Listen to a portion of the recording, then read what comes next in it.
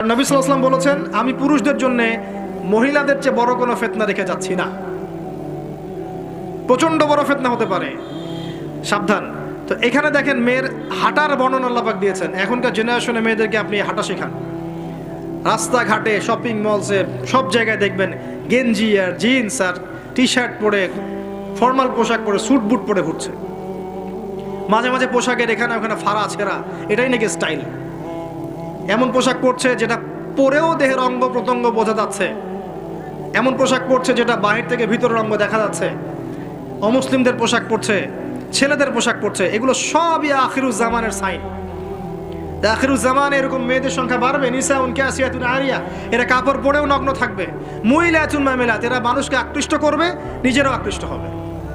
এরা জান্নাতের গন্ধও পাবে না, যদিও জান্নাতের গন্ধ যোজন যোজন দূর থেকে পাওয়া যায়। আখিরুজ জামানের সাইন আপনি দেখবেন, মেয়েরা ছেলেদের পোশাক পরে ঘুরছে। এখন এই শুআয়ব আলাইহিস সালামের মেয়ের মতো এদেরকে কে লজ্জা শেখাবে? নাই লজ্জা শরমের বালাই। কথা বুঝতে পারছেন? এই লজ্জাশীলতা এখনকার মেয়েদের মধ্যে আপনি আমাকে দেখান। এই লাজুক ভঙ্গিতে হেঁটে আসা মেয়েদের যে হাঁটাটাও পর্দা, মেয়েদেরকে কে বুঝাবে হাঁটার মধ্যেও পর্দা আছে? কে বুঝাবে যে গলার ভয়েসে পর্দা আছে, চোখের চাহনিতে পর্দা আছে? একটা মেয়ে সবকিছু ঢেকেছে, মনে করেন চোখটা ঢাকে নাই। এই চোখ দুটো দেখেই একটা ছেলে তার প্রেমে পড়তে পারে। একটা ছেলে হিসেবে বলছি, এটা সম্ভব। একটা হাতের কবজি দেখে আপনি একটা মেয়ের প্রেমে পড়তে পারেন, ভালো লাগতে পারে, সম্ভব। মেয়েদেরকে আল্লাহ পাক এত সুন্দর করে সৃষ্টি করেছে। আল্লাহ পাকের সবচেয়ে শ্রেষ্ঠ সৃষ্টি হচ্ছে মেয়েরা। মানুষ তো অবশ্যই, তারপরে মেয়ে মানুষ।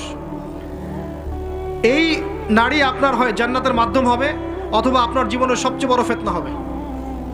কারণ নবী সাল্লাল্লাহু আলাইহি ওয়াসাল্লাম বলেছেন, আমি পুরুষদের জন্য মহিলাদের চেয়ে বড় কোনো ফিতনা রেখে যাচ্ছি না। কোনো কোনো ক্ষেত্রে দেখা যায় সামান্য দুনিয়ার স্বার্থে তারা নগ্ন হয়ে মডেলিং করতেও দ্বিধাবোধ করছে না, নগ্ন হয়ে ফিল্মগুলোতে কাজ করতেও দ্বিধাবোধ করছে না, ইজ্জত বিলিয়ে দিয়ে টাকা কামাই করতে দ্বিধাবোধ করছে না। কোনো কোনো ক্ষেত্রে দেখা যায় এগুলোকে তাদের ব্রেন ওয়াশ করা হয়েছে। এগুলো সামাজিক সোসাইটির মধ্যে এগুলো আপনার ডিগনিটির মাধ্যম, সম্মানের মাধ্যম, এগুলো বলা হচ্ছে। এই বিষয়গুলো খেয়াল রাখবেন, এই বিষয়গুলো খেয়াল রাখবেন আল্লাহর ওয়াস্তে। এইগুলো সম্মানের মানদণ্ড নয়।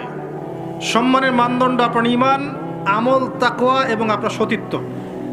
একবার সতীত্ব চলে গেলে কখনো ফিরে আসবে না। আল্লাহ পাক বোঝার তৌফিক দান করুন।